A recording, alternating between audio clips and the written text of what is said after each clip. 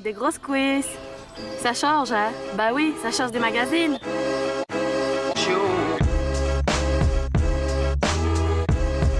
Que la force soit avec toi, à jamais.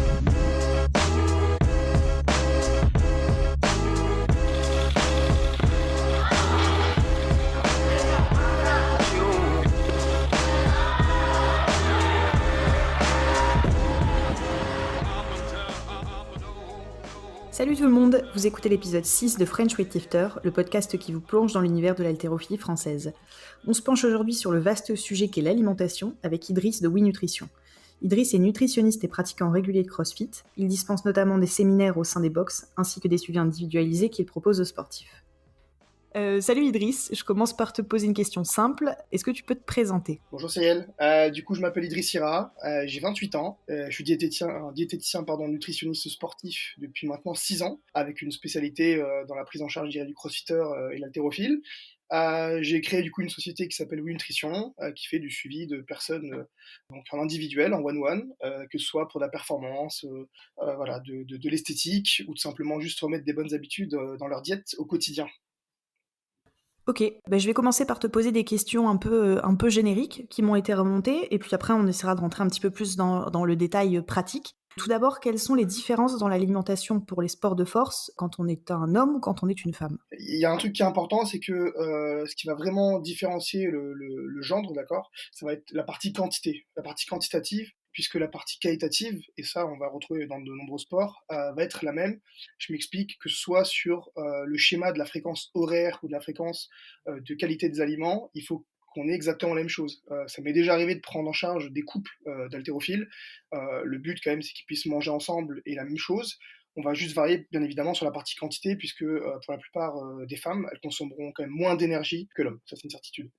Ok, et j'ai lu dans ton livre que tu proposais une méthode pour calculer le nombre de calories à consommer par jour. Est-ce que tu peux nous en dire un petit peu plus à ce sujet-là, sur les aliments qu'on peut consommer, et surtout, est-ce que c'est valable pour l'haltéro ? Ouais.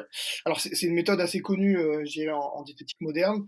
C'est une formule qu'on appelle la formule de Black, qui permet de calculer un petit peu donc le métabolisme de base, donc ce que vous consommez comme énergie, je dirais au repos, pour juste maintenir votre corps en éveil, et ensuite en multipliant par votre niveau d'activité physique, que peut être l'haltérophilie par exemple, on aura une dépense énergétique journalière, donc globale, sur la quantité du coup à ingérer par jour, et la personnalisation pardon, de cette formule vient du fait que elle est en fonction de votre poids, de votre âge et pardon, de votre taille, ce qui fait que c'est vraiment interindividuel, mais il y a un vrai terrain pour après connaître vos quantités à consommer. Pour ensuite déterminer les aliments à consommer en tant que tels, donc à notre niveau en cuisine, il va falloir connaître un petit peu les différents pourcentages qu'on va associer aux différents macronutriments, donc que ce soit pour les protéines, les glucides ou les lipides. Ça reste quelque chose d'assez personnel et d'assez technique, donc c'est vrai que souvent c'est là que le diététicien intervient. Il y a quand même pas mal d'applications maintenant comme MyFitnessPal qui permettent de rentrer un peu dans ce jeu, du calcul des macros, ou d'autres applications de diète un peu plus modernes qui permettent de calculer ça par soi-même. Mais ça reste quelque chose d'assez technique. Mais oui, c'est applicable à haltérophile. Les calculs, pardon, les méthodes de calcul sont directement trouvables sur Internet, sur des sites, en tapant juste dépenses énergétiques journalières. Donc c'est des choses qu'on peut faire soi-même. Mais après, je dirais que c'est la répartition des différents nutriments qui demande une valeur un peu plus technique et un peu plus pro, qu'on a du mal à s'associer, puisque je vois pas mal de régimes passés. Bien, on donne juste à une personne le nombre de macros à consommer, et après c'est un peu l'anarchie. Donc on en fait un peu qu'à sa tête, ou juste avec les connaissances qu'on a sur le tas, et ça me dérange un peu. Mais oui, bien sûr, on peut calculer facilement ces macros, du coup en calculant notre métabolisme de base, la dépense énergétique journalière en fonction du sport, et en l'associant au pourcentage des différents macronutriments sur la journée. D'accord, et donc là, c'est l'intérêt aussi d'avoir un nutritionniste, j'imagine, puisqu'une fois que tu as déterminé ton apport calorique et la répartition que tu vas faire sur les différents repas, enfin, j'imagine que du coup, toi aussi, tu as une valeur ajoutée pour expliquer à quelle fréquence il faut manger dans la journée, si c'est en termes d'heures, comment est-ce que je peux bien organiser ma journée pour savoir à quel moment je prends mes collations, est-ce que je mange avant l'entraînement, après l'entraînement, etc., quoi. C'est exactement ça la valeur ajoutée. C'est comme un informaticien qui vient chez vous pour vous dépanner et vous rendre votre PC en état, d'accord. Le diététicien, le but, c'est qu'il rentre un peu dans le MS-DOS, donc dans la partie commande, pour traduire le côté macronutriments, donc chiffres, en format pratique, en format cuisine, que vous puissiez juste dire, ah ben écoute, je dois manger tant de quantité à tel moment, d'accord, donc je connais ma fréquence horaire des repas, ma fréquence de quantité bien évidemment, à quel moment placer les collations, les entraînements pour optimiser ma performance et ma récupération. Voilà, ça c'est le but du jeu, c'est juste la traduction d'un message un peu plus technique en un message qu'on peut comprendre facilement et appliquer. OK. Comment je peux faire pour suivre mon apport calorique, au cours de la journée? Enfin, tu vois, actuellement, c'est un petit peu la mode. Il y a beaucoup d'applications comme, RP Strength et cetera qui sont pas mal, poussées par des athlètes de haut niveau notamment. Mais le système de calcul de macros, il enfin moi, en tout cas, à titre perso, il me paraît toujours un petit peu compliqué et je me dis, «Putain, dans la vraie vie, c'est un truc où je vais me retrouver à manger 2 œufs et demi avec un tiers de banane et 3 graines», tu vois, pour que ça matche en fin de journée. Est-ce que ça te paraît adapté pour quelqu'un qui voudrait vraiment, démarrer une diète? Ou est-ce qu'il y a d'autres façons, éventuellement de pouvoir, concevoir ses repas qui soient peut-être un peu plus, accessibles? Bah, là, c'est toujours pareil, ça va être entre guillemets, «l'homme contre la machine». On les voit fleurir en ce moment, les applications comme RP Strength. Moi, je suis là pour démonter personne, mais c'est vrai que, on arrive souvent sur des applications comme ça, où on vient calculer les macros et ensuite on connaît pas vraiment la répartition journalière. C'est-à-dire que, elle va pas nous dire: «Tu dois consommer, tant de quantité à tel repas, tant de quantité à telle collation». Il y a pas d'interaction, je dirais, humaine qui permet de faire des modifications en fonction de l'emploi du temps, du cycle de sport, peu importe. Ce qui fait qu'on peut retrouver des personnes, parce qu'elles manquent, je dirais une bêtise, de quantité de glucides à consommer, à 22 heures, tu peux les retrouver à manger des compotes, par exemple. Ça, c'est des choses, qui me dérangent un petit peu, donc ça demande une plus-value de la personne qui s'y intéresse, d'accord? Mais pour avoir une traduction, je dirais, optimale, ça reste un job. Le diététicien, c'est quelqu'un qui permet normalement de vraiment traduire et de vous apprendre, d'accord? Donc je dirais que la mise en place d'une application, type RP Strength ou MyFitnessPal pour suivre, ce qu'on mange, c'est une bonne chose. Ça permet quand même d'être responsabilisé. Mais par contre, apprendre en amont, avoir des connaissances sur sa diète pure et la logique, je dirais, d'une journée type en diététique, ça vaut le coup d'avoir un diététicien, quitte à ce que derrière, pour des raisons d'autonomie ou des raisons à côté, parce que j'ai envie de m'individualiser, je prends une application comme ça et j'essaie du coup d'être rationnel avec ce que j'ai appris en diète. Mais c'est vrai que pour un nouveau qui veut vraiment s'y mettre, c'est un peu compliqué parce que ça reste, si je peux le traduire comme ça, les pièces du puzzle, donc les bonnes pièces, mais après pour les remettre ensemble et avoir la tour Eiffel en fond, c'est un peu compliqué. Donc c'est là un petit peu que je trouve que ces applications vont pêcher. Du coup, tu vois, à titre perso, pour avoir fait, un suivi déjà avec toi, et pour me classer dans la catégorie des gens, qui comprennent rien, on va dire, je trouve que c'est un peu chinois, tu vois? Les macros et compagnie parce que il y avait des moments où avant qu'on fasse le suivi tous les 2, je veux dire, je pouvais me retrouver dans les supermarchés à regarder derrière chaque étiquette, à compter un peu les trucs et je me disais: «Putain, mais si je dois commencer à tout rentrer à chaque repas de tous les repas de toute ma vie, sachant que je mange pas mal à l'extérieur avec mon boulot et cetera», c'est trop abstrait, quoi. Je préfère qu'on me dise: «Tu dois manger, j'en sais rien, tous les 3 heures, tu as, 110 grammes de viande, 220 grammes de légumes et puis, 50 grammes de féculents». Et à partir de là, au début du suivi, une petite remise au point sur, qu'est-ce que c'est les féculents, quel type de viande, à quoi j'ai le droit, à quoi j'ai pas le droit ou à quoi j'ai le droit avec parcimonie et cetera. Parce que du coup, même quand le suivi entre guillemets «s'arrête», hebdo par exemple, tu as une bonne méthodo pour la vie, quoi. En gros, tu vas retenir que tout ce qui est transformé, c'est trop compliqué pour le calcul, mais ça veut aussi dire que pour ta santé, c'est trop compliqué, donc mieux vaut aller à l'essentiel sur les légumes, la viande, et cetera. Et après éventuellement des choses un petit peu particulières, mais je te poserai la question un peu après sur, comment je peux faire pour avoir les fameux aliments doudous Ouais. qui permettent de tenir la diète, sans avoir l'impression, voilà, d'être en prison, à vie, quoi. C'est exactement ça en fait. Pour simplifier, c'est est-ce que j'ai envie qu'on me donne le nombre de protéines, de glucides ou de lipides à consommer et du coup, pour un intérêt personnel, à m'amuser à décrypter, tous les différents packaging, et après essayer de faire des tests pour dire: «Écoute, peut-être que je vais manger plus de protéines, de glucides ou de lipides sur un repas, un peu moins sur les collations». En acceptant peut-être qu'il y ait une contre-perf parce qu'on n'aura pas juste dès le premier coup, ou alors se dire: «Écoute, je fais confiance à un professionnel qui va me permettre, juste de traduire le message des macros en physique et me dire: "Écoute, comme tu l'as si bien dit, tu dois manger tant de grammes de céréales, tant de grammes de viande, tant de grammes de légumes. Ma collation doit être constituée de tel ou tel produit", d'accord? Donc le message est déjà traduit, du macro à l'aliment. Ça, c'est important. Ouais, oui, c'est important parce que je pense que pour quelqu'un qui démarre dans la diète, déjà peser ses aliments, je trouve que c'est un truc que, si avant tu n'avais pas de diète, tu faisais jamais, tu mettais un peu au pif. Donc déjà, je trouve qu'acheter la balance, commencer à peser les aliments crus, cuits et cetera, c'est déjà quelque chose.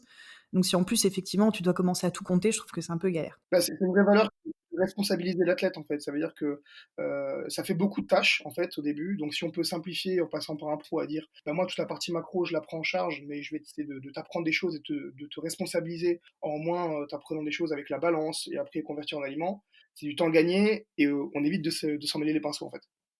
Oui, puis je trouve que pour le coup, c'est pour la vie, quoi. Parce qu'une fois que tu as pris le réflexe, après, ne serait-ce qu'à vue de nez, je trouve, dans ton assiette, et du coup, ça vaut le coup quand tu vas au resto, tu sais quand la quantité, elle est trop importante ou à l'inverse, trop faible, tu vois? Puis tu prends les réflexes, de manger à l'extérieur, mais de savoir, quoi demander, dans quelle proportion Exactement. pour coller au maximum à ta diète, sans être forcément dans un truc où, bah, tu vois, tu vas au resto, tu fais comment pour compter tes macros? Tu tu pas pesé, t'as rien. Je trouve que c'est pour moi, j'ai du mal à me dire que ça peut être quelque chose de viable très longtemps, ou alors, d'un seul coup, tu vas t'en dégoûter, et moi, j'ai peur que, du coup, tu commences à faire n'importe quoi parce que, voilà, c'est pas assez, concret, je dirais, Bah, ou alors c'est trop complexe. c'est exactement ça, c'est que, arriver au restaurant ou alors parce que souvent on sous-estime la valeur sociale que les repas peuvent avoir, quand on va faire de la performance.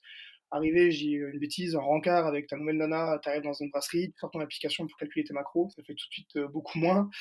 Tu es moins emballé à la fin du repas, mais à l'inverse, tu as appris que, je dis une bêtise, bah, tu dois consommer 30 grammes de riz cru, donc après ton diététicien te l'a fait, donc recalculer en cuit et je dis une bêtise, bah, écoute, moi j'aimerais que tu calcules, du cuit en fourchette. Tu sais que cuit, tu dois manger 6 fourchettes de riz. Le jour où tu vas au restaurant et que tu as commandé ta pièce de viande, tes légumes et ton riz, tu sais que tu dois manger 6 fourchettes de riz. C'est un exemple, d'accord? Donc le but, c'est vraiment de simplifier le quotidien et comme tu l'as si bien dit, c'est créer un mode de vie.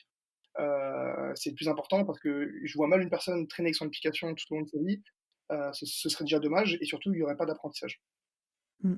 Tu raison d'appuyer sur ce point-là. C'est une discussion que j'ai déjà eue avec, du coup, des athlètes ou des coachs que j'ai eus là dans les épisodes précédents, et tous, redisent en général la même chose, c'est qu'un athlète de haut niveau ou de bon niveau, hein, qui est pas forcément, à vocation de faire de la compète, plus, pour qu'il soit bien dans sa tête et qu'il puisse, profiter de son sport et à l'inverse, bien supporter les moments qui sont plus difficiles dans son parcours, c'est très important d'avoir, un équilibre, dans sa vie, et c'est vrai que moi, alors peut-être, c'est ce que je vois moi à titre perso, mais je trouve qu'il y a beaucoup d'athlètes qui ont un bon niveau, qui se privent beaucoup de ce côté, social, qui vont pas au resto, qui sortent jamais ou qui arrivent pas, tu vois, à se libérer avec ça parce que c'est devenu une contrainte dans laquelle ils se sont enfermés. J'ai presque l'impression que c'est un trouble alimentaire comme on pourrait qualifier, l'anorexie ou la boulimie, parce qu'en fait, tu en diète tellement fort dans ta tête que enfin c'est entre guillemets «c'est pas sain», quoi. Non, c'est exactement ça. Et le but, c'est pas de vous créer plus de troubles qu'on peut déjà en avoir ou de stress qu'on peut avoir,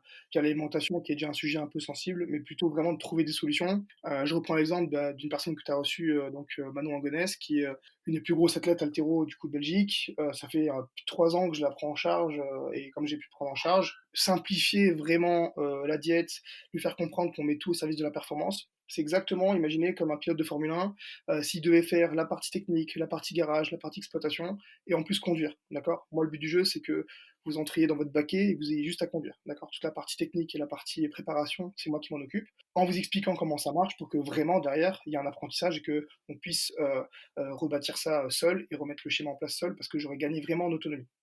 C'est exactement ça, et puis moi vraiment c'est la façon dont je l'ai vécu parce que je suis encore les quantités, et les fréquences et tous les conseils que tu m'avais donnés, puisqu'en fait mon rythme de vie il a pas, énormément changé, mon poids de corps non plus, et c'est bien parce que même tu vois, quand des fois il y a un peu d'excès à droite à gauche, je sais pas, les vacances, les week-ends, les trucs comme ça, je sais exactement ce que j'ai à faire pour rectifier le tir, voire même à l'inverse, des fois il y a des cheats à droite ou à gauche, il se passe rien sur la balance tellement l'équilibre global il est, je pense, respecté, tu vois? Ah oui, il y a un vrai problème, ça, hein. C'est que, normalement, si tu crées ta diète et que je dirais, le bon côté de la force est présent à 80 de ta semaine, si le cheat qui est aussi important pour la partie frustration ou la partie juste, sociale est présent, il aura pas d'impact sur, l'aspect esthétique ou l'aspect performance puisque il représentera la goutte de pipi dans la piscine, d'accord? Quand un gamin pisse dans la piscine, normalement, généralement, il y a pas mort d'homme, d'accord? C'est exactement pareil, si le bon côté de la force prend dessus sur le mauvais, les bonnes habitudes sont ancrées et j'irai même plus loin, quand on part en vacances pendant la saison off et qu'on se fait plus plaisir, il y aura plus de risques, il y aura plus de crainte à avoir concernant la prise de poids puisque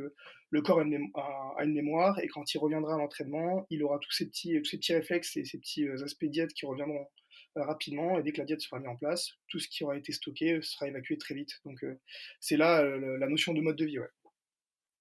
OK, top. si je continue un petit peu le processus, logique. Une fois que j'ai terminé, enfin que j'ai déterminé mon poids de forme, est-ce que je dois me peser tous les jours? Et si je vais un petit peu plus loin du coup dans cette question, est-ce que ça vaut le coup quand on est sportif d'acheter une balance impédance mètre? Alors, je dirais que maintenant cet outil, il est de mieux en mieux, produit et fait. Moi à l'époque quand j'étais jeune diététicien, je bossais un peu pour des marques comme Garmin, voilà ou Withings qui font des balances à impédance-métrie. Pour arrondir les fins de mois, hein, comme au début c'était compliqué, fallait bien travailler à côté. Le problème c'est la précision. C'est que en fait ça va vous donner un ordre d'idée sur la démarche à suivre et voilà, les valeurs, la dynamique des valeurs qu'on va avoir au fil des semaines. Petit 1, on se pèse jamais toutes les semaines, tous les jours, pardon. On se pèse au mieux une fois par semaine, d'accord. Le but du diététicien, quand même, c'est de vous amener à un poids logique par rapport à votre catégorie de poids, qui est assez stable pour éviter les cuts. Et surtout, du coup, si vous avez une balance à impédance métrie, le but du jeu, quand même, c'est qu'on ait une dynamique, mais qu'on ne prenne pas la valeur donnée comme une valeur de référence, puisqu'on peut être sur un pourcentage qui va de 15 voire 30% d'erreur, d'accord.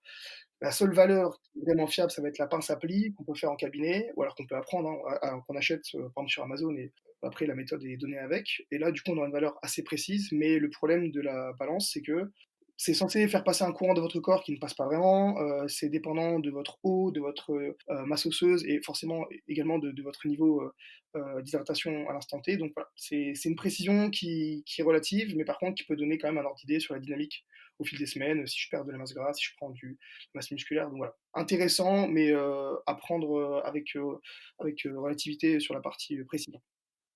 D'accord et donc du coup, si tu conseilles de se peser toutes les semaines, comment je choisis le jour de la semaine, où je le fais? Puisque je me dis, si je le fais le lundi, peut-être qu'au retour du week-end, c'est Ouais. peut-être pas une bonne chose. Est-ce que je le fais plutôt au milieu de semaine, plutôt fin de semaine? Ouais, c'est exactement ça. C'est que le risque du lundi, c'est que si j'ai fait un gros cheat meal le week-end, j'ai encore peut-être de la rétention d'eau associée au fait que j'ai augmenté l'apport de mes sucres, les sucres amenant de l'eau. Voilà, j'aurai peut-être un peu de rétention d'eau lié à ça. Le but, ça va être de faire ça, allez, on va dire mercredi. Le mercredi, ça passe bien, puisqu'il y aura déjà eu 2 jours d'entraînement. L'équilibre sera revenu, l'équilibre corporel sera revenu. On aura une belle valeur qui sera, on dirait, la plus fiable. Le matin, bien évidemment, à jeun, après être passé aux toilettes. Ah donc il faut faire caca avant et comment je fais si j'arrive pas à faire caca quand je me lève? Il y a des super accessibles maintenant, disponibles en pharmacie. Il y a un coup de promotion pour ça, il y a pas de problème. Non, parce que je discutais avec un médecin justement il y a pas longtemps qui m'expliquait, très justement que l'intestin ça s'éduque. Alors j'ai bien retenu ce terme, ça me fait rire sur le moment, mais il m'a dit: «C'est important pour les sportifs ou autres, hein, d'aller toujours au même moment dans la journée pour que en gros, ton système digestif, il fonctionne toujours de la même façon, que ce soit la semaine, que ce soit le week-end». Mais par contre, de là à réussir à le programmer pour que ce Alors soit le matin avant la pesée, chapeau, hein. alors c'est marrant parce que pour le coup, c'est une très bonne remarque de la part de ton médecin. Après c'est bien associé à la diète, c'est-à-dire que, plus je vais donner, de rythme et de constance à ma diète, donc ça veut dire, manger tous les matins à la même heure, le petit déjeuner, le déjeuner et cetera. Les entraînements bien évidemment qui seront souvent, à la même heure également. Plus je donne d'anticipation sur la manière d'agir à mon corps, plus du coup il va pouvoir être à l'aise et c'est un truc de mec, je parle pour beaucoup d'hommes ici, on va souvent, par exemple, à la même heure aux toilettes, voilà. Moi qui suis à l'UTES, on a tous nos petites habitudes pardon, concernant les toilettes. On sait à quelle heure, le patron va y aller, le coach va y aller, parce que, comme tu l'as dit, ça s'éduque de manière un peu inconsciente, d'accord? Après, il y a une valeur, psychosomatique qui fait que, on peut être bloqué, donc lié au stress ou lié, voilà, à peut-être un moment de compétition. Mais si je suis d'accord avec ton médecin, ça s'éduque et c'est une plus-value parce que ça évite du coup d'avoir, un stock trop long de sel dans le côlon, potentiellement de la réabsorption pardon, de produits déjà digérés, donc ouais, ça s'éduque. Alors c'est pas le but, c'est pas de s'entraîner tous les jours, mais avoir une régularité sur la diète permet quand même d'apporter une régularité également sur le transit. OK. Je te pose une autre question un peu pipi caca, mais, est-ce qu'il y a des grosses différences dans la durée à laquelle, tu digères? Est-ce que c'est quelque chose qui est propre aux hommes ou aux femmes ou juste, voilà, c'est un peu aléatoire? Parce qu'à l'inverse, comme tu disais tout à l'heure, on le voit chez les copains, les copines, il y en a qui vont 3 fois par jour et il y en a qui vont une fois toutes les 48 heures. Ouais, alors Donc du coup, d'où elle vient cette différence et est-ce que, sur ta performance, par exemple, ça peut avoir une incidence? bah, alors, il y aura pas forcément d'incidence sur la performance, sauf s'il y a un mal-être. À part que tu es ballonné, quoi. Ouais, exactement. C'est aussi, voilà, il y a un mal-être digestif, donc des ballonnements. Après, c'est complètement interindividuel, ça dépend aussi de la longueur, du tube digestif.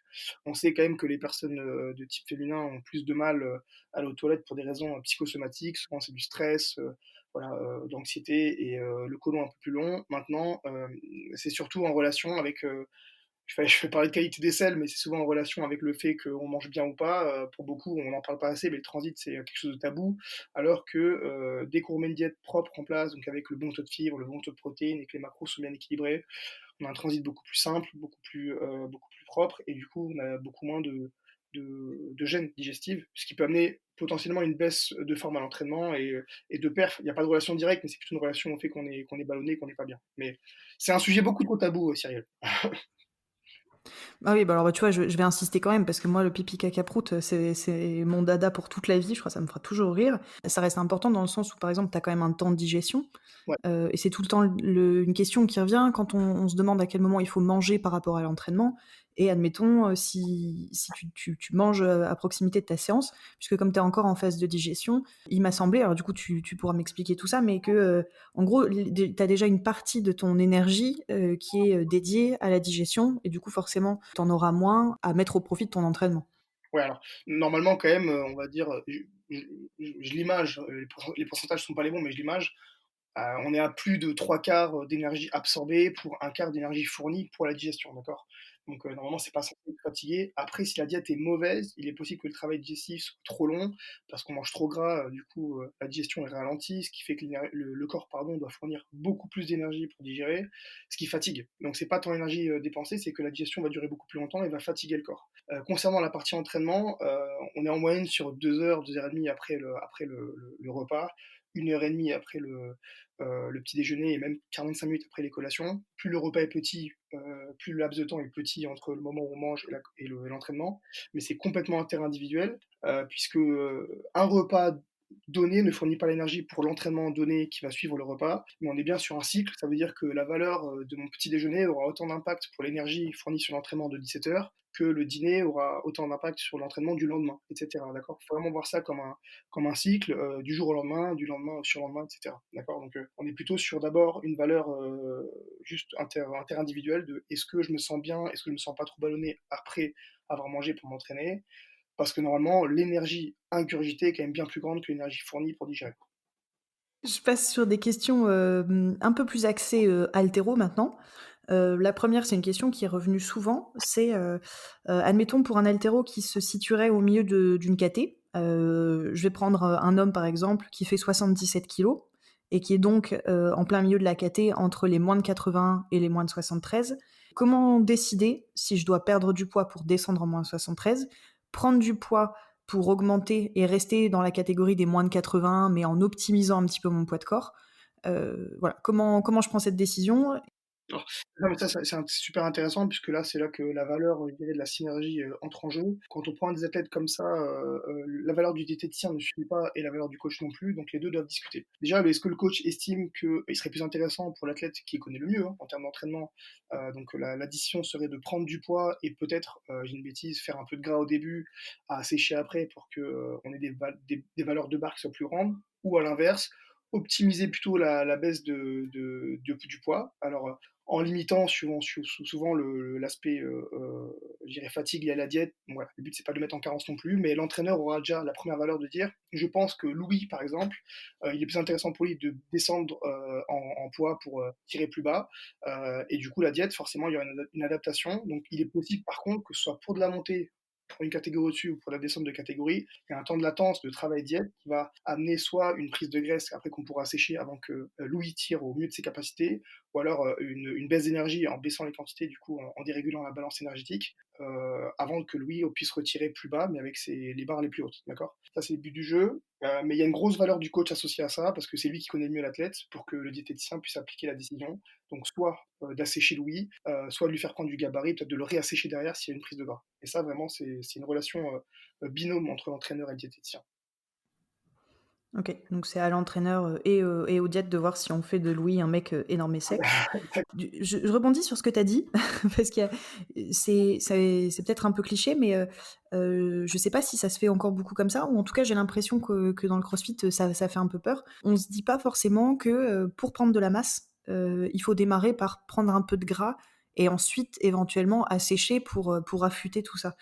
J'ai l'impression qu'il y a encore beaucoup de diètes qui se font à, bah, on augmente les quantités, mais on a peur de passer par la case gras parce que gras c'est, le gras c'est pas bien, ouais, c'est la vie, ouais, mais j'ai pas le droit, enfin, faut pas trop dire ça. Non, alors c'est vrai que là, par exemple, pour un crossfitter, en haut niveau ou alors voilà, sur lequel on va faire progresser, on va quand même essayer, là je parle pour mon cas et c'est là qu'on m'appelle le sorcier, quand même à limiter la prise de graisse, mais d'abord en reprenant le système hormonal en main. Je m'explique, tu as une diète, A, le but du jeu c'est que moi je t'impose mon style de diète B pour que, j'interagisse avec ton corps. C'est que je veux lui fixer des horaires, à respecter pour manger, une fréquence de quantité, ce qui permettra déjà de mieux gérer ses stocks d'énergie. Mieux gérer ses stocks d'énergie, ça permet d'éviter l'effet de stockage, tout simplement, puisqu'il saura exactement ce qu'il doit sécréter pour la digestion des quantités qu'on lui a données, et du coup, éviter le surplus. D'accord. Amené à ça, du coup, quand j'augmenterai les quantités, par exemple, de Louis, il aura une bien meilleure gestion de ses stocks, notamment de sucre, pour éviter la formation de graisse. Donc, on va quand même limiter l'impact de la prise de gras. D'accord. Ce qu'on pourra moins limiter, c'est l'impact de la prise d'eau, puisqu'en augmentant les quantités de glucides, j'augmente ma rétention d'eau, ce qui est normal. Mais il est certain quand même qu'on va essayer de jouer le jeu, de limiter la prise de graisse sur une prise de masse, parce que plus sur du crossfit quand même, être aussi bon sur la partie haltérophilie que sur la partie gym, c'est quand même quelque chose d'important. À l'inverse, pour un haltérophile, la prise de graisse, elle est moins grave parce qu'il y a aussi dans les graisses un territoire hormonal qui permet d'augmenter la synthèse pardon, de testostérone et donc la force. D'accord. Donc voilà. Après, ça dépend aussi de l'athlète et de comment il se sent, mais il y a moins de crainte à augmenter la masse graisseuse d'un haltérophile qui t'a le séché derrière, plutôt que celle d'un crossfitter. D'accord, OK. Donc du coup, je reprends encore l'exemple de Louis, hein, c'est très bien. Imaginons Louis, il est un petit peu au-dessus de sa caté pour le jour de sa compétition. L'idéal pour pouvoir faire sa perte de poids, sa sèche et arriver le jour de la compétition à temps, parce que comme on se disait tout à l'heure un peu en off, en haltéro, on n'est pas comme dans les sports de combat, peser la veille, donc l'idée c'est pas d'arriver, sec comme un pruneau et puis après on a la compète, 2 heures après et du coup tu es vraiment affaibli. En gros, c'est quoi le temps idéal à prévoir pour perdre, 1, 2, 3 kilogrammes et arriver bien affûté le jour J? Alors, je vais aller plus loin dans la démarche, que ce soit pour un haltérophile, je dirais loisir ou de haut niveau, comme, bah, on a pu bosser maintenant avec Manon. Je prends toujours l'exemple de Manon puisque c'est la bonne ambivalence entre, la très forte crossfiteuse et la très forte haltérophile. On est normalement au poids pratiquement maintenant toute l'année. Je m'explique, qu'on augmente de 1 ou 2 kilos, 1 mois avant, on essaie de se faire une sorte de week-end test, d'accord? Pour voir si, 1 semaine, 2 semaines avant, on peut arriver au poids facilement parce que on va plutôt jouer sur l'effet inverse du cut. C'est-à-dire que traditionnellement, on aime bien réduire un peu les quantités ou aller faire un petit sauna avant la pesée pour arriver au poids, quitte à manger un peu et faire une réplétion, donc augmenter les apports avant de tirer. Mais ça, c'est vraiment un phénomène de contre-performance. Donc arriver au poids 1 semaine avant et après avoir une diète tellement stable qu'elle nous permet vraiment de réguler les 300-400 grammes juste en allant aux toilettes, c'est quelque chose de très important. C'est une valeur également qu'on va associer au sport de combat maintenant, au judo moderne notamment, au judo moderne pardon, notamment, pour que l'athlète n'arrive pas, comme tu l'as dit, rincé au moment où il doit combattre parce qu'il a fait un sauna avant, il a perdu du poids, donc 2 heures avant pour vous à la pesée, et après il a fait une grosse réplétion glucide. C'est pas le but du jeu. Donc on va plutôt jouer sur le fait qu'un mois avant, on va commencer à travailler le poids idéal pour que 2 semaines avant, Louis soit au poids et qu'on puisse plutôt facilement jouer avec la sensibilité des glucides. Mais écoute, 4 jours avant, je fais une diète, j'enlève mes glucides, c'est une très mauvaise idée parce que à ce moment-là, on prend déjà du retard sur la performance qu'on va fournir le jour J. Et du coup, qu'est-ce que je risque si je m'y prends de cette façon, de la mauvaise manière, quoi? Que j'attends une semaine, 10 jours et que, je me mets à enlever les féculents, ou autre méthode d'ailleurs, ou pire, ce qui se voit aussi beaucoup, à supprimer ou vraiment minimiser les apports, hydriques Ouais. au maximum. Bah, le problème, c'est que c'est un sport d'institution qui a toujours fait comme ça. Donc là, en fait, je vais peut-être m'attirer les photos de beaucoup, mais le risque, il est que on a tellement, je prends l'exemple de Louis, ça fait 10 ans qu'il tire en haltéro, il a toujours fait cette méthode, que pour lui, ça lui convient. Mais peut-être que Louis, s'il avait fait les choses bien, du coup, à gérer sa diète 2 semaines, 3 semaines avant, pour arriver au poids, et du coup ne pas arriver déshydraté, parce qu'on ne pourra jamais compenser les pertes hydriques en ayant déshydraté le corps 2 jours avant, ou alors en ayant trop augmenté ce taux d'insuline 2 jours avant, qui fait que le jour J, on va arriver éclaté. En ayant fait ça bien, peut-être que lui, il aurait tiré, j'ai une bêtise, 5 kilos de plus ce jour-là. Mais comme il a jamais fait ça et qu'il a toujours été sur le côté institutionnel, du coup, pour lui, ces barres, c'est des barres qui sont les bonnes. Voilà ce qui me dérange. Donc réellement, on l'a jamais vraiment testé, à part dans l'haltérophilie moderne. Le but du jeu, quand même, c'est que la semaine d'avant, tu puisses tirer les mêmes barres que ton jour J, mais que tu arrives surtout avec la même énergie. Donc le côté, j'enlève l'eau parce qu'il faut absolument que le corps pèse moins lourd, et après j'essaie de réhydrater. En fait, la plage est tellement extrême entre le moins et le plus qu'il n'y a pas d'équilibre, d'accord? Et à ce moment-là, on prend un vrai risque d'arriver éclaté ou de tirer des barres qui, pour nous, nous semblent normales parce qu'on a toujours fait comme ça, mais qui auraient pu être plus grandes si on avait mis les choses en place de manière logique. Et donc du coup, d'après toi, qu'est-ce qu'il faut manger le jour de la compétition? Bon. Et je pense surtout, à après la pesée. Donc, dire admettons, que j'ai mangé correctement ou que tu vois la veille, j'ai mangé léger, que j'ai pris un petit déjeuner léger avant de me déplacer sur le lieu de compétition. Donc après ma pesée en général, selon l'ordre dans lequel je vais passer sur le plateau, on peut compter entre 2 heures et 2 heures et demie, allez, avant l'effort. Qu'est-ce que tu recommandes de manger donc avant le match? Et est-ce qu'il faut manger et quoi? Admettons entre l'arraché et l'épaulé jeté. Alors, il faut commencer par se lécher 2 doigts, d'accord? Non, plus sérieusement, le petit déjeuner, il est important parce que dans le travail de la diète, il va permettre de réveiller le métabolisme. Donc le petit déjeuner, qui va être en amont de la pesée, il doit être pris en compte dans la pesée, d'accord? Si le petit déjeuner pèse 800 grammes, il faut qu'on ait 800 grammes de marge pour la pesée, d'accord? Ça permettra déjà d'avoir, un relan d'énergie qui va être stable. Ensuite, post-pesée et avant la compète, le but du jeu vraiment, c'est de faire un vrai repas, j'insiste, mais sur lequel on va retirer la partie légumes, donc la partie fibre, pour faciliter l'absorption du coup et la réplétion des glucides liés aux céréales qu'on va apporter, et de manière à ce que du coup la digestion se fasse plus vite et qu'il n'y ait pas de mal-être digestif, si je peux dire ça comme ça, au moment de tirer, d'accord? Donc glucides, donc féculents, protéines, d'accord? En enlevant la partie vraiment fibres, et surtout surhydraté, d'accord? On est sur l'ordre de 70 à 80 centilitres dans l'heure avant le début de tirer ses premières barres, parce que arriver avec même 1 ou 2% de déshydratation, ça amène 10 à 20% de capacité physique en moins, ce qui est énorme sur des barres d'haltérophilie, donc c'est pas négligeable. Donc petit déjeuner, pesée, repas, en se laissant une marge d'1 heure et demie pour digérer. Est-ce qu'il faut manger pendant le match? Donc soit pendant le match, enfin vraiment pendant ou, est-ce qu'entre l'arraché et l'épaulé jeté, admettons j'ai, une demi-heure, est-ce qu'il faut faire prendre un petit snack ou faire un petit break? J'ai vu de tout, j'ai assisté moi j'ai jamais tiré, j'ai jamais eu l'occasion de tirer, mais j'ai assisté à quand même beaucoup de compétitions d'haltérophilie. J'ai vu de tout entre les boosters, les répétitions de shaker, peu importe. Ça reste en fait, il faut ouvrir, le match de l'épaulé à l'arraché compris. Il faut pas se dire qu'en fait entre les 2 c'est une pause, donc il faut maintenir, un taux de glucides, donc de glycémie pardon, un taux de sucre dans le sang assez élevé. Donc ça va être une collation à base par exemple, j'ai une bêtise, une banane associée à un demi shaker, donc 15 grammes de protéines et une partie graisse, style 10 grammes d'amandes ou 10 grammes de beurre de cacahuète, pour qu'on facilite l'absorption quand même, mais qu'elle ne nous permette pas d'avoir des grosses variations de glycémie. Si je prends des sucres simples et seuls, je risque d'avoir un petit coup de boost et peut-être potentiellement, si le timing est mauvais, une chute de ma glycémie, donc un moment de fatigue, au moment de tirer mes barres. C'est pas le but du jeu, donc on va ralentir un petit peu l'absorption de ces glucides via voilà, un demi-shaker de protéines par exemple, et la jonction d'une partie graisse. C'est important, mais il faut le faire aussi au feeling, c'est-à-dire que sur la mesure des trois éléments que je viens de donner, il faut aussi se connaître. Ça veut dire que si c'est pour amener un inconfort digestif et du coup tirer avec le ventre de travers, je vois pas l'intérêt, mais oui, le snack qui va être composé de protéines, glucides et graisses, donc pas la peine de manger un gros repas, pas la peine de cacher la fatigue avec du café, parce qu'il y a un moment où l'énergie, si elle est pas là, elle est pas là. Donc le coup de down, il va arriver très vite, et on en a vu plus d'un arriver sur la deuxième partie et buller, tout simplement. Tu es en train de me dire que mes dragibus, c'est pas une bonne idée? Alors oui, voilà, tu vois, c'est une idée. La banane ou les dragibus, ça me va très bien, d'accord, pour vite refaire le stock du glucose, mais associé à ça, je vais plutôt ajouter aussi une partie protéique, donc 15 grammes de whey, d'accord, qui va permettre de ralentir la digestion du dragibus. Sauf si tu sais, alors je sais qu'en plus il y a une grosse partie tactique là-dedans, si tu sais que tu tires en premier, bah on va peut-être pas mettre les protéines parce que les protéines vont ralentir la digestion. Si je sais qu'au contraire je tire dans les derniers parce que j'ai des grosses barres, oui, il va falloir ralentir la digestion pour que j'ai l'énergie sur le plus long terme, d'accord? Il y a une grosse partie technique et stratégique aussi liée à l'haltéro qu'on peut essayer de mener de front aussi avec la diète.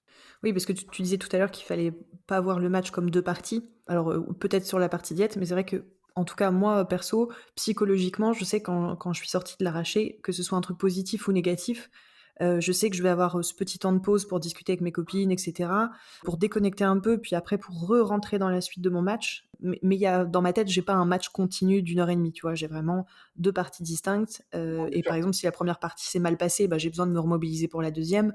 À l'inverse, si la première partie s'est très bien passée, il faut que je fasse encore plus d'efforts pour rester mobilisée, pour pas être, tu vois, trop encore, dans le positif et pas assez concentrée. Et donc du coup, ce petit moment de pause entre les 2, c'est le moment où voilà, tu te reconcentres, tu te réchauffes, tu remanges un petit truc et ça matche bien, disons, avec, le petit pique-nique, quoi. Ah oui, en fait, c'est la jonction, c'est-à-dire que bien évidemment que psychologiquement, si tu as fait des barres, il faut absolument que voilà, tu fasses le break, c'est important dans la tête, mais quand je parlais de game day, donc vraiment de match continu, c'est surtout sur la partie hormonale. Je prends la comparaison au CrossFit, quand il y a 2 WOD qui sont trop espacés et que du coup, on fait vraiment la distinction entre 2 WOD, le risque c'est que j'ai une telle sécrétion d'hormones du plaisir, de dopamine et de sérotonine, qu'après pour me remobiliser, pardon, et remettre de l'adrénaline, donc ce petit côté un peu énervé, c'est compliqué. Donc là, c'est vrai qu'on va essayer de maintenir l'adrénaline assez haut pendant la pause d'haltéro. Ça n'empêche pas qu'on puisse rigoler avec les copines, mais sur la partie hormonale et sur la partie diète, on va tout faire pour qu'on garde un peu les dents serrées entre les deux moments. Ouais, on rigole pas avec les hormones, On quoi. rigole, on rigole pas dans le document. Bah, écoute, tu avais un peu, abordé le sujet, je rebondis là-dessus. On va passer sur des questions maintenant un petit peu plus, centrées sur les questions d'hydratation et sur les supplémentations, parce que c'est des choses qui m'ont été aussi pas mal demandées. Moi, j'ai lu dans un article de Greg Everett, qui est donc, le coach de Catalyst Athletic, aux États-Unis, que, il recommandait pour calculer la consommation d'eau quotidienne pour un haltéro, donc c'est très spécifique, c'était de multiplier son poids de corps par 0,026, ce qui donne un ratio litres par jour.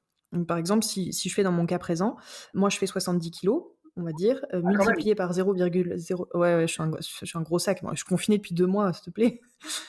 Euh, donc, je multiplie par 0,026 et ça me donne 1,82 litres. Est-ce que tu penses que c'est une formule qui tient le coup? Et est-ce que ça peut être un bon ratio, disons, pour se faire une idée de ce qu'on devrait consommer? Ouais, alors déjà, je trouve ça bien qu'il y ait des personnes qui s'intéressent à ces valeurs-là et à donner des chiffres. Ça, c'est vraiment important. Mais je vais le vulgariser, du coup, à le simplifier pour que tout le monde puisse comprendre, à la notion que l'État donne de consommation d'eau quotidienne qui est de 1,5 litre par jour. D'accord? En fait, on prend une moyenne globale sans tenir compte vraiment des spécificités, donc, que ce soit d'entraînement, que ce soit de sudation, que ce soit voilà, lié à tout le facteur métabolique. Moi, ce que j'aime bien dire, c'est que déjà, le premier indicateur de votre hydratation, c'est vos urines. Si vos urines ne sont pas transparentes, et ça m'est arrivé en compétition, surtout de CrossFit, de faire pisser mes athlètes pendant la compétition pour voir s'ils étaient hydratés. Donc, si les urines ne sont pas transparentes, c'est que le taux de déchets, la concentration de déchets est trop élevée, et que du coup, les cellules ne sont pas assez hydratées. Donc, on va dire la moyenne pour une femme, et je vais le majorer, d'accord, haltérophile, on va plutôt être sur 2 litres, 2 litres 5 d'eau quotidiennement consommée, d'accord, et pour un homme, 3 litres, 3 litres 5, d'accord. Je préfère légèrement surhydraté que sous-hydraté parce que ce soit sur une période d'entraînement où du coup je vais peut-être prendre du retard sur l'hydratation de jour en jour et potentiellement avoir une fatigue de semaine en semaine, car l'hydratation est beaucoup trop négligée. On va surhydrater un petit peu, quitte à aller aux toilettes beaucoup plus souvent, mais du coup avoir des facteurs de performance qui sont les bons, d'accord.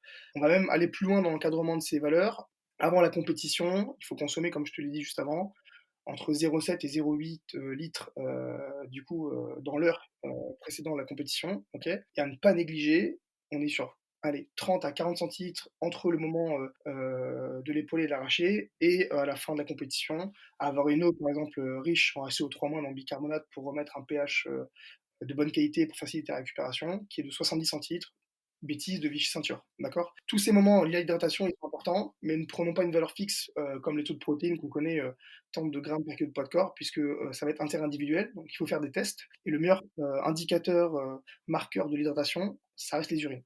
Est-ce que c'est important du coup de choisir son eau? Parce qu'effectivement, on entend souvent, qu'il faut prendre des eaux un petit peu riches en minéraux ou salées, après l'entraînement. Tu as un apport de magnésium également, il me semble. Mais, par exemple, est-ce que si, chez moi, je consomme pas mal d'eau du robinet, est-ce que ça pose problème? Ou est-ce que, dans mes apports, hydriques, on va dire sur la journée, c'est bien d'avoir, différents types d'eau? Bah, alors moi déjà j'aime beaucoup Monsieur Robinet, c'est un mec très sympa, voilà, super sympa, des choses très bien, j'adore. Plus sérieusement, l'eau du robinet, c'est pas un problème, elle est trop sous-consommée parce qu'on essaie de majorer l'aspect micronutriments, alors souvent ça cache des faiblesses au niveau macro, donc au niveau de la diète tout court. Si maintenant je dois optimiser, ce qui est pas mal, allez, en pré-compétition, ça va être consommer une eau type, Evian ou Vittel, donc plutôt Vittel qui va être riche en calcium, qui va faciliter la contraction, musculaire, d'accord? bêta-lactamyosine, et en post-entraînement, comme tu l'as dit, une eau riche en bicarbonate ou en magnésium, donc style Contrex, Hépar, ou alors en combiné Hépar et Vichy Ceinture, d'accord? Le moment où du coup là on est plutôt à faire baisser le système de stress via le magnésium, donc faire baisser l'adrénaline et faciliter la récupération en donnant un pH neutre grâce au HCO3-. Ça c'est d'optimisation, mais déjà boire la quantité donnée sur l'eau du robinet c'est très bien, d'accord? Quand l'hydratation est bonne, on peut commencer à s'intéresser vraiment à optimiser ça avec des eaux particulières, mais dans un premier temps l'eau du robinet va très bien. Bon, tu le sais, hein, tu pratiques, toi-même le CrossFit, mais on voit beaucoup, dans les salles de CrossFit, des boissons type Noco, Fit-Aid et cetera. Il y a des gros plans marketing derrière, donc c'est hyper répandu. En plus, ça permet aussi aux honneurs de se faire un petit peu de marge sur ce type de produit. En gros, si j'en consomme, à quel moment est-ce qu'il faut que j'en consomme? Et si je pars sur l'haltéro, par exemple, est-ce que c'est, intéressant d'en prendre un avec moi quand je pars en match? Moi, j'ai une dépendance au Fit-Aid. Déjà, je tiens à le dire, c'est important. J'ai une dépendance au Fit-Aid, je me fais soigner pour ça. À côté de ça, est-ce que c'est essentiel à la performance et à la récupération? Non. C'est pour ça que les goûts sont aussi bien travaillés. Je peux différencier les 2, hein, d'accord? On va dire que même, je vais plus loin sur la partie NOCO, caféinée, il peut être intéressant plutôt sur la partie entraînement, quand on a un petit coup de mou, en pré-workout, d'accord? Puisque la caféine va permettre, de réveiller un peu le système nerveux. Le Fit-Aid et les NOCO riches en BCA et faibles en caféine, plutôt en fin d'entraînement, d'accord, pour faciliter la récupération via les BCA, même si les études montrent que c'est pas forcément ultra optimal. Mais honnêtement, sur le game day, moi je suis fan de l'eau tout court, d'accord. Les gens que j'ai performent très bien sans ça, parce qu'il y a une grosse valeur de placebo qui est associée à ça, et ça me dérange un petit peu. Mais sinon, est-ce qu'elles sont interdites? Non. Est-ce qu'elles sont miraculeuses? Non plus. Tu parlais du café tout à l'heure. Est-ce qu'en consommer, sur une grosse session ou pendant une compétition, ça peut booster? Et du coup, si c'est pas le café, est-ce que tu recommandes de prendre des pré-workouts?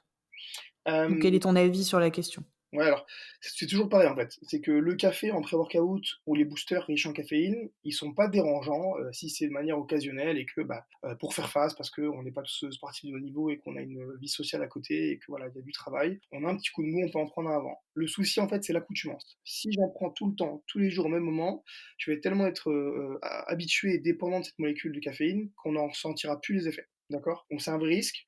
Le facteur qui est associé à ça, c'est qu'on va en consommer plus pour avoir un effet, qui est la caféine, donc effet psychostimulant et réveiller le système nerveux, et le problème, c'est que ça amène une déshydratation. La caféine déshydrate parce que c'est très concentré et qu'en tant que psychostimulant, elle augmente le métabolisme et assèche le corps. Donc l'effet pervers, il est là-dessus. Il est intéressant sur la consommation qui va être voilà, disparate, je dis une bêtise, lundi, jeudi, samedi, ou jour de compétition, si on est habitué à ça, parce qu'on a un petit effet placebo aussi associé à ça. Mais par contre, s'il y a une accoutumance qui se crée parce qu'on en consomme tous les jours, on perd le véritable intérêt et potentiellement même, on met son bilan hydrique en porte-à-faux, donc ça devient dangereux sur l'hydratation. Par exemple, pour le soir, on dit que, il faut pas consommer de thé, donc de thé, hein, pas d'infusion, parce que la théine, c'est plus forte que la caféine. Est-ce que du coup, le conseil que tu as donné là pour le café, ça s'appliquerait aussi au thé? Pour tu sais, par exemple, je sais pas, l'été, pour les gens qui aiment bien se faire, des boissons avec du thé froid, maison, est-ce que ça booste un petit peu ou est-ce que c'est juste bon? Non, au contraire, je pense que c'est une idée reçue. Les thés noirs qui sont les thés les plus riches en théine, ils sont aussi forts en tanin, donc c'est pour ça que la théine n'a pas le même effet, hein. Si je prends un café, tout de suite et je prends un thé, j'aurai pas le même effet, psychostimulant. Ça, c'est véridique. Petit 1 parce que la première molécule qu'on va retrouver dans le thé, c'est l'eau, d'accord? Puisque la théine va être diluée dedans et surtout les tanins, ils vont désactiver la théine, donc c'est interindividuel, mais il n'y a pas de grand risque à consommer du thé le soir. En plus, il y a du thé blanc ou du thé vert. Là, du coup, il y a très peu de théine. La théine est aussi forte que la caféine, c'est un peu plus fort. Mais par contre, il y a des facteurs qui font baisser l'effet psychostimulant. Donc, j'ai pas trop de crainte. Maintenant, si on veut être vraiment large, autant consommer une tisane, d'accord? Il n'y a pas de risque pour favoriser l'hydratation et avoir le côté un peu chaud, un peu doudou, cocooning du soir devant Netflix. Ouais, quand tu bois une tisane seule devant Netflix le soir, Oui, un c'est peu. pas doudou, hein, c'est un peu triste, hein, ce que je peux me permettre. J'enchaîne donc sur ma question qui tue, qu'on m'a posée pour de vrai et promis, c'est pas, un copain soi-disant. La bière, est-ce que c'est bien pour la récup? Je vais prendre tout d'abord le parti des alcooliques, des alcooliques. Le malt, c'est bon pour la récupération, c'est plein de vitamine E, voilà, pourquoi pas. Maintenant, ça reste de la bière. Il y a une... Moi, genre, j'ai encadré pas mal de rugbyman et j'en ai encore en ce moment. Ça reste une valeur festive associée à ça. Il y a beaucoup d'eau dedans parce que ça reste de la bière et que c'est quand même de l'eau gazeuse, si je puis dire ça comme ça, de base. Mais est-ce que c'est bon pour la récupération? Si tu bois une bière, elle va t'aider à récupérer, mais ce sera pas ça reste de l'alcool, en fait. Le problème, c'est l'alcool qu'il y a dedans qui va assécher un petit peu les tendons. Si tu fais une vraie troisième mi-temps, non, clairement, c'est pas la bonne démarche. D'autant plus que la cuite à la bière est très dure est très dure, en récupération. Donc c'est pour, avoir du mal à récupérer de ton entraînement ou ta compétition, plus la bière, l'alcool sera jamais bon pour la récupération, donc non. Ce qu'on me conseillait d'ailleurs, à l'époque quand j'étais, diète encore en école et que j'étais en stage, c'était pour les rugbyman de consommer, 1 litre d'eau après l'entraînement avant de faire la troisième mi-temps. C'est pas passé, voilà, c'est pas passé. Donc la bière en récupération, c'est voté quoi. La bière en récupération, c'est plus tendance que véridique.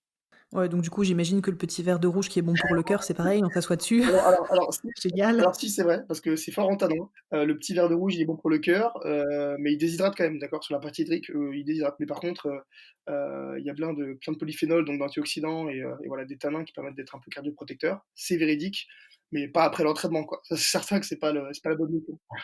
Tu disais tout à l'heure que la bière, en l'occurrence, mais du coup, ça s'applique aux autres alcools, ça déshydratait les tendons. Donc du coup, on pourrait penser que, par exemple, pour l'haltéro et pour le crossfit aussi, hein, par association, Ouais, c'est ça. c'est pas top, quoi, parce que du coup, c'est déjà des sports, assez, traumatisants, on va dire, donc plutôt à éviter de manière très générale. Il y a, c'est des sports avec des grosses contraintes mécaniques, que ce soit pour le crossfit avec la gym, bien évidemment la partie haltérophilie, voilà et surtout le côté répétition de la chose.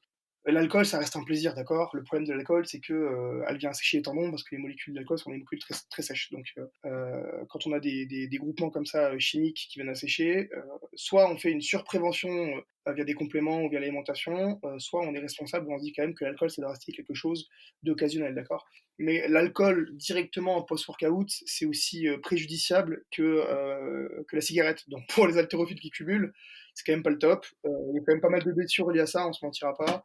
Assécher les tendons et du coup assécher, notamment les cavités osseuses, c'est quand même pas le top. Donc non, c'est pas voilà, c'est pas conseillé, mais ça reste de l'ordre du plaisir, du festif, ça permet d'éviter la frustration, pourquoi pas, mais voilà, c'est pas quelque chose qu'on doit avoir de manière, régulière et surtout il y a pas d'impact positif sur la récupération. Pour avoir un impact positif justement, est-ce qu'il y a des suppléments que tu recommanderais, pour un haltérophile? Et est-ce qu'il existe des choses qui, par exemple, peuvent avoir un impact positif, notamment sur les articulations? Ouais, alors, il y a pas mal alors forcément déjà, en 1er lieu, bien gérer sa diète et avoir un terrain, acido-basique, donc voilà, éviter le terrain trop acide du muscle, du forcément des tendons par voie de fait, c'est la plus intéressante. Donc une grosse consommation de légumes, et d'eau, forcément pour faire baisser un peu le pH et avoir, une récupération optimale. Ça, c'est la première chose au niveau macro. Au niveau des compléments, il y en a qui sont assez connus, je vais tous les citer, hein, pour moi, pour ceux qui m'intéressent. Oméga 3, si je peux le simplifier comme ça, c'est cardioprotecteur, ça va huiler un peu les articulations. Associé à ça, pour des personnes qui ont des problèmes, de cavité osseuse ou vraiment de voilà, souvent sur les genoux et les coudes par exemple, les chondroïtine sulfate et glucosamine permettent, malgré le nom barbare, d'apporter un peu de soufre qui permet la régénération, du système osseux, d'accord? Donc intéressant. En moindre mesure, testé, mais bon, pas ultra prouvé, le collagène, d'accord? Pour la régénération des tendons, c'est pas mal. Ce qu'on aime bien aussi, c'est la vitamine D3, d'accord? On est beaucoup trop carencé, mais on se demande ce qu'elle vient foutre ici dans ces discussions, mais par sa synthèse de testostérone et par sa capacité à augmenter à réduire pardon, le temps de récupération, donc optimiser la performance, c'est des vrais cofacteurs en fait. C'est plusieurs cofacteurs qui viennent intervenir dans le bon sens, du bien-être corporel et du coup de la longévité de l'entraînement. Ça, c'est vraiment intéressant. Et ce que je viens de dire, c'est vraiment très beau. Je suis assez fier. Je suis un peu émue, j'en ai perdu ma question suivante. Ah oui, ça y est. Et du coup, si on reprend un peu, au niveau macro, est-ce qu'il y a des aliments, naturels, je précise, Ouais. qui rendent plus fort, à intégrer dans sa diète en priorité quand on fait de l'haltéro ou Alors, le ouais, crossfit? bah, déjà, avant de gérer, je vais dire, la force pure, comme on peut l'entendre, donc le niveau de testostérone, on va parler d'optimisation de l'énergie, d'accord? Je suis plus fort si, au moment, où j'en ai besoin, je décharge la bonne dose d'énergie. Donc les aliments glucidiques, gérer sa glycémie avec des aliments, à indice glycémique faible, donc qui s'y gèrent plus longtemps dans le temps et qui permettent d'avoir une énergie plus stable, intéressant. Petit 2, bah, du coup, je reprends l'exemple des vitamines D3 et oméga 3 qui sont, grandement impliquées dans le système de production naturelle, j'en reviens à ça, de testostérone, d'accord? Donc, l'hormone qui va produire un peu, pour le simplifier, l'hormone masculine qui permet d'avoir, plus de force et plus de muscles, d'accord? Hem, le maca, c'est assez connu. Voilà, c'est quelque chose de naturel, c'est une plante qui permet d'augmenter un peu le niveau de testo naturel. Le tribulus, c'est pareil, c'est des plantes, tout ça qui viennent, augmenter un peu l'aspect force. Quelque chose d'assez connu, un peu prohibé, on ne sait pas trop où le mettre, mais pourtant c'est pas sur les listes des dopants et c'est très bien, c'est la créatine, d'accord? On me demande souvent, si on peut prendre de la créatine ou pas. Le but, c'est d'augmenter, cette relation au fait, que l'haltérophilie, on marche sur des circuits courts, donc de la lactique, donc augmenter, via la créatine, le taux de créatine phosphate qui permet de décharger une énergie très puissante sur un court instant, comme l'haltérophilie, d'accord? Sur des sports comme le crossfit, on sera un peu moins là-dessus, puisqu'elle entraîne une rétention d'eau qui fait augmenter un peu le poids de corps et est un peu moins optimisée. Donc voilà, ça c'est des choses, des add-ons pardon, qui viennent optimiser un peu la perf et la force, mais qui ne doivent pas substituer à une diète, une bonne diète, parce qu'elles ne sauveront pas la diète si elle est mauvaise, ça c'est certain. Du coup, tu parlais de testostérone. Est-ce que ça s'applique, ces recommandations-là à hommes ou comme femmes? Puisque du coup, comme le métabolisme est différent, Non, est-ce que le choix des aliments, il doit un petit peu varier? non, alors, ça c'est une question qui revient souvent. La testostérone est aussi importante chez l'homme, bien évidemment, que chez la femme. Puisque ce qui permet de faire de la force chez la femme, c'est également cette testo, d'accord? Donc le corps, bien évidemment, hein, que ce qu'on soit un homme ou une femme, sait gérer le taux de testostérone. Quand il y a un surplus de testostérone chez l'homme, malheureusement pour lui, ce qu'on peut voir dans le cas de dopage notamment, il est converti en oestrogène, donc c'est là qu'apparaît certains facteurs et certains marqueurs de féminité chez l'homme. Mais chez la femme, il est plutôt bien accepté, puisque ça permet vraiment d'augmenter la capacité à faire de la force et surtout à récupérer. On sous-estime beaucoup ça. Donc la testo, c'est pas seulement l'hormone de l'homme, mais aussi l'hormone du bien-être tout court pour la partie sport et récupération. Ça, c'est vraiment important, aussi bien chez l'homme que chez la femme. Mais bien évidemment, il y aura des dosages qui sont un peu différents hein, concernant les compléments. Je me suis intéressé à des centaines, je pense, de compléments. Il n'y a pas de risque à en consommer sur ceux que je viens de citer. Donner des dosages, ce serait un peu biaisé parce qu'au final, tous les compléments sont souvent surdosés. Donc c'est plutôt éviter la surconsommation de ces produits. Mais voilà, on va dire que les boîtes maintenant ont des dosages recommandés qui sont pas si loin de la vérité. Pour faire suite à ce que tu dis, sans forcément citer de marque, c'est pas l'objet, mais comment je fais pour choisir une marque, de supplément? C'est-à-dire qu'aujourd'hui, il y en a tellement sur le marché. Il y a aussi un petit peu l'angoisse, tu vois, de prendre Ouais. des marques un peu obscures. Parfois, c'est le prix. On se dit: «Bon, ça, c'est super cher, donc j'y vais parce que du coup, ça me donne confiance». À l'inverse, quand c'est pas cher, on se dit que c'est forcément de la merde. Qu'est-ce que je dois regarder et comment je peux faire pour choisir la bonne marque? Bah, alors ça c'est une très bonne question. Il y a, je dirais 3 points à soulever. La première, c'est: est-ce que je m'intéresse aux compléments et du coup, en m'y étant intéressé, je vais tester un petit peu à droite à gauche ce qui se fait pour voir un petit peu les effets. Petit 2, il y a aussi la valeur de confiance. Ça veut dire que ce soit le coach ou l'ami qui a testé, ben, on va peut-être se référer à lui parce qu'il s'y connaît mieux. Et troisièmement, pour moi c'est la valeur la plus importante quand on a peur d'y aller, c'est l'éthique. OK, je sais pas comment tout ça est fait, il y a plein de sites qui vendent des millions de gélules à très bas prix, je sais pas trop comment, tout ça est produit et vraiment ce qu'il y a dedans. Donc le plus intéressant à ce moment-là, c'est peut-être de mettre l'éthique en avant et consommer des produits, bio, de bonne qualité, voilà, qui sont pas synthétisés mais qui viennent plutôt peut-être de plantes ou choses naturelles. Ça pour moi c'est intéressant. Je me suis toujours refusé clairement, de m'associer à une marque, d'accord? Là, on est en train de travailler pour un partenariat pour que je m'associe plutôt à une boutique qui produit que des choses de différentes marques, mais de qualité, pour donner, par exemple, à mes clients une valeur, qualitative, pour les personnes qui ont peur, d'accord? L'éthique associe qualité, pour éviter de surconsommer des choses qu'on ne connaît pas vraiment. Parfois, on y va à l'aveugle et potentiellement d'avoir un risque derrière d'effets secondaires. Donc voilà. Je dirais que pour les personnes qui ont peur, premièrement, c'est consommer des choses de qualité, puisque maintenant, le monde du fitness et le monde du sport de manière générale, en y mettant le crossfit et l'haltérophilie, ont développé une gamme de produits de supplémentation de qualité et responsable. Ça, c'est important. Est-ce que miser sur le made in France, en dehors du côté, voilà, éthique justement, est-ce que ça peut être une bonne référence? C'est-à-dire qu'est-ce qu'on se dit que si c'est produit en France, on a de meilleures chances qu'avec la législation, on soit sur un produit, plutôt de bonne qualité? Bah, c'est pareil, ça c'est une valeur un peu cocorico, mais il y a un côté, écoute, je suis chauvin, c'est français, ça marche bien, OK, pourquoi pas, ça c'est vrai, hein, est-ce que ce sera meilleur en France qu'en Allemagne? Ce serait mentir parce que, si eux, je dis une bêtise, ils font des compléments, mais ça fait 15 ans qu'ils en font des compléments, sous éthique, bio, voilà, responsables, ils seront peut-être meilleurs que nous. Maintenant, est-ce que nous, par contre, ça peut nous rassurer, nous mettre en confiance de consommer, bio, français, d'avoir peut-être un contact direct avec le mec qui fait les suppléments et cetera, comme il y en a beaucoup en ce moment? Ça peut être une valeur ajoutée. De là à consommer forcément français, même pour un mec comme moi qui suis assez chauvin, non. Mais par contre, dans le côté, vraiment sur le côté, pardon, vraiment, je veux tester et faire les choses bien et me rapprocher d'un truc que je connais pas trop, ouais, ça peut être intéressant de faire éthique, bio, propre et français pour avoir une valeur directe avec la personne qui les produit. Ça peut être intéressant. J'ai une dernière question pour toi sur, les suppléments. Elle est, très ciblée sur un produit là pour le coup. Comment est-ce que je dois choisir ma whey? Parce qu'a priori c'est, d'après les questions là qui me sont remontées, c'est vraiment, le supplément, on va dire, le complément, qui revient le plus ou en tout cas que les gens, consomment le plus facilement, sans trop, même avoir de connaissance de leurs besoins. Et souvent, tu vois, genre un shaker à la fin de l'entraînement. Si je veux m'acheter mon propre, pot, en gros, qu'est-ce que je dois regarder? Déjà, alors je fais petit topo sur la whey, ça doit pas être quelque chose qui doit être apporté comme, une surconsommation de protéines, mais vraiment comme de la supplémentation qui peut venir soit décharger d'un moment où on n'a pas le temps de manger, prendre une vraie collation, où on doit faire face, pardon, directement à l'entraînement, qui doit faciliter le quotidien, d'accord? À aucun moment on remplacera un repas par un shaker ou alors on mettra un repas en plus du shaker, d'accord? Pardon, le shaker en plus du repas. C'est vraiment quelque chose qui doit permettre de faciliter le quotidien suite à l'entraînement, du coup, à une dépense donnée pour patienter au niveau du repas. Il y a plusieurs choses à savoir, c'est qu'il existe, si je peux le simplifier comme ça, deux types de whey, une concentrate et une isolate.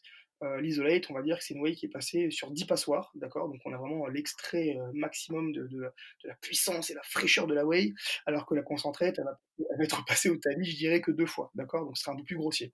C'est un peu comme des chercheurs d'or, nous là, on est là pour récupérer des pépites. L'avantage de l'isolate, c'est qu'elle est très rapidement assimilable, elle est souvent de meilleure qualité, d'accord? Elle est hydrolysée. Maintenant, en termes de qualité, il existe de tout, du responsable, du pas responsable, de l'industriel. Une question déjà de budget qu'on peut avoir, d'éthique qu'on a envie d'y mettre, parce qu'il existe aussi des whey françaises qui marchent très bien, etc. Maintenant, en termes d'assimilation globale de tout ça, ça se vaut, d'accord. Et pour finir, je dirais la valeur qu'on associe aussi au carnet ou pas, donc si on veut de la whey vegan ou pas, d'accord. Il existe de tout maintenant. Vegan, pas vegan, sous éthique, bio, pas bio, industriel, du bodybuilding, à la poire, à la pastèque. Le but, c'est d'y trouver son compte. Maintenant, en termes d'assimilation d'optimisation de performance, on est quand même sur des produits qui sont sensiblement les mêmes et auxquels on peut ajouter une valeur personnelle. Donc, moi, je sais que j'aime bien consommer des whey de bonne qualité en ce moment. Je teste des choses un peu plus éco-responsables, qui ont peut-être une valeur nutritive un peu plus élevée, mais qui sont peut-être aussi un peu plus chères, qui correspondent peut-être à moins de personnes qui cherchent à avoir un rapport qualité-prix plus intéressant, comme des whey qu'on peut retrouver dans le bodybuilding classique, puisqu'on ne se mentira pas, la complémentation vient d'abord de la musculation. Donc la whey, oui, en consommation optimale, pas en suralimentation, en cache-misère et en substitution des repas, pardon, mais vraiment sur juste un moment précis dédié à la récupération. Et après, le choix, il se fait vraiment sur la recherche et sur l'éthique qu'on y apporte. Donc par exemple, prendre un shaker à la fin de l'entraînement, puis rentrer chez moi, me doucher et manger, C'est c'est un peu trop rapproché. Alors, il y a 2 choses, ça c'est quelque chose d'important. C'est la notion de fenêtre métabolique. Après l'entraînement, le taux d'adrénaline chute, donc l'hormone qui permet d'avoir un peu les dents serrées, être un requin, dédicace à Manon, à l'entraînement. L'insuline monte, donc c'est le moment en fait où c'est un peu Disneyland Paris, pour votre corps, le moment où, on a la carte fast pass, on peut aller faire 3 fois le Space Mountain et le corps du coup attend des glucides et des protéines, d'accord? Le but du jeu, il est là, cette fenêtre métabolique, donc cette, augmentation de l'insuline va durer 45 minutes, 1 heure grand maximum, donc il est intéressant de fournir une collation à base de glucides, souvent c'est le fruit et protéique, du coup, le shaker de whey, dans cette fenêtre. 2 solutions. La première, je sais que, j'ai un repas qui va arriver derrière, mais qui va être de l'ordre de l'heure et demie après l'entraînement. L'intérêt d'avoir un shaker de whey, pour faire la liaison, c'est réel, d'accord? C'est véridique. Ça permet d'optimiser un peu la récupération, dans la mesure où ce shaker ne vous bloque pas, d'appétit et du coup ne vous bloque pas la consommation de votre repas derrière. Exemple numéro 2, je prends l'exemple d'un crossfitter qui était haltérophile avant, donc Martin Laville qui est chez nous. Très bon crossfitter, un des meilleurs en France. Il y a un truc vrai, c'est que quand tu peux optimiser la prise alimentaire, directement derrière tes entraînements, le shaker de whey devient, désuet. Ça veut dire qu'il s'entraîne le matin, il sait que juste derrière il va manger son repas. Le repas complet, donc féculents, protéines, légumes, subviendra entièrement à la récupération, aux besoins de la récupération du coup, sans ajouter un shaker de whey, d'accord? Donc si on a l'occasion, pour finir là-dessus, de placer un repas ou une collation en post-workout, c'est tout aussi intéressant que de placer le shaker de whey, même si pour beaucoup, on dira que le shaker de whey est plus rapidement assimilable. Je préfère quand même apporter une valeur, à la nourriture solide en post-workout qu'au shaker. Mais par contre, il peut faire, objet d'une très bonne, liaison entre, l'entraînement et le repas qui peut être un peu tardif. J'arrive à la fin de ma longue liste de questions.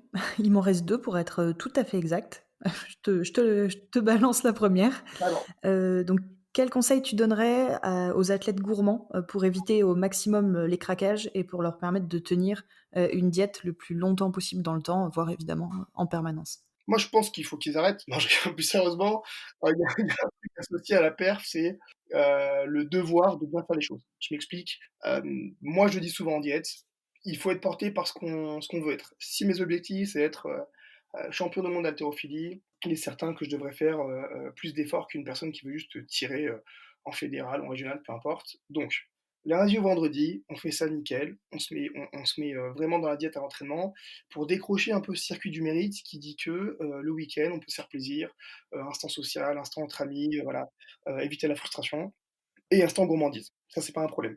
Le truc, c'est quoi? C'est que si je commence à me mettre des petits moments gourmands partout dans la semaine, ça va entacher ma récupération, mes performances et qu'est-ce que ça va engendrer? De la frustration cumulée et de la culpabilité. Donc ça me dérange un petit peu. La gourmandise, je l'ai vu et souvent elle est facilement maîtrisable au très haut niveau. Je prends l'exemple de Manon qui fait son cheat au week-end et qui par contre est ultra drivé, tenu par ses objectifs tout au long de la semaine. Et ça pour moi c'est la bonne démarche.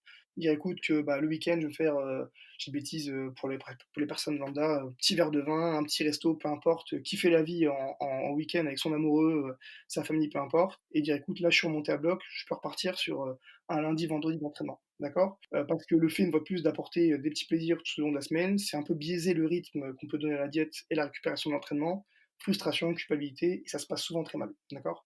Réapprendre à la notion de plaisir, du coup et la valeur qu'on y associe, c'est bien plus intéressant que profiter un peu de tout toute la semaine où, du coup, on profite de rien parce que, le plaisir, il est pas réel. Voilà un petit peu comment je le gère.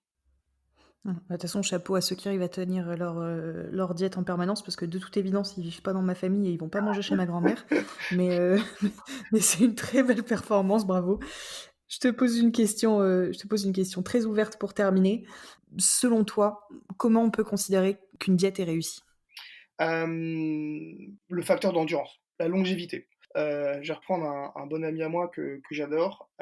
Quand on y met l'attitude et la discipline, on a un facteur de longévité à l'entraînement qui est quand même pas négligeable. C'est-à-dire que c'est une course d'endurance l'entraînement. Ça veut dire que si on pense qu'on va se donner à fond sur la diète 3 semaines parce qu'on va être ultra restrictif et du coup, craquer derrière et apporter du coup une valeur, de culpabilité et voilà qui est pas bonne, pour moi c'est exactement, l'histoire du lièvre et la tortue, d'accord?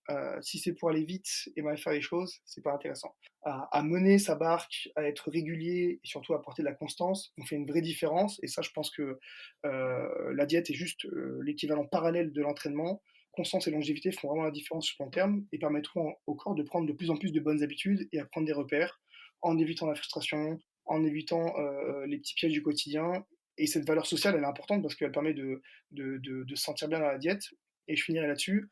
On sent qu'une diète vraiment est la bonne quand on a l'impression de ne pas l'être. Quand on a l'impression que c'est vraiment son mode de vie, qu'on fait ça pour le plaisir, qu'on est drivé par nos objectifs et qu'on met en place quelque chose qui est simple et qu'on n'en parle pas négativement. Ça, pour moi, c'est important. Le but, c'est, comme tu l'as dit au début, créer un mode de vie, créer des habitudes et créer un schéma qu'on a envie de suivre parce qu'on sent que ça nous fait du bien sur la partie entraînement, récupération et sur la valeur sociale qu'on apporte au cheat meal en fin de semaine.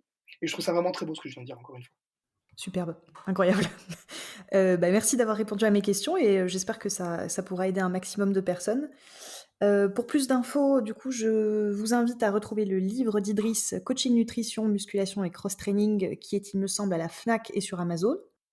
J'adore ce petit moment communication, la promotion, c'est génial. J'ai l'impression d'être au téléshopping. Ah bah écoute, voilà, c'est cadeau, hein, c'est offert par la maison. J'adore. Et du coup, je vous invite à prendre contact directement avec Idriss si vous avez des questions plus précises via son site ou ses réseaux sociaux. Et je vous mettrai tous les liens de toute façon en bio, que ce soit sur YouTube ou sur le post Facebook. Voilà. Merci beaucoup, merci à toi de m'avoir reçu en tout cas. C'était bien sympa, cette petite discussion. Bah de rien, avec plaisir. Merci d'avoir pris le temps de nous écouter et à très bientôt pour un nouvel épisode. Allez, je glisse. C'était très bien. C'était très bien.